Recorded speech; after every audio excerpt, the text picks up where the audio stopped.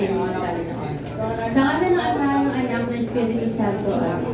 Lord, thank you po sa magandang araw na ibinigay niyo sa amin sa araw na ito. Salamat po sa mga taong nandito na makikiisa kay Seska sa ika-3 birthday. At sana po magabayan niyo po si Seska lumaking mabait na bata, mapagmahal. At syempre may takot sa Diyos. Hayaan niyo rin pong ipagkaloob niyo sa Kanya ang pangarap na magiging kung ano man ang maging successful ng batang ito.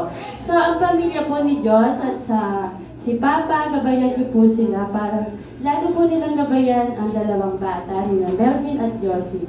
Hinihiling ko rin po na sana magkaroon po ng kaligayahan ang bawat nandito at mag-participate sa mga kaganapan at pakikipisa sa kasiyahan sa araw na ito sa amin lahat. Nawa po lahat ay umuwing masaya at magbusog mamaya sa birthday ni Seska. Ang lahat po na ito ay tinadaan namin sa inyo, Panginoon. Amen. Ay, maraming salamat po, Pastora Hilda.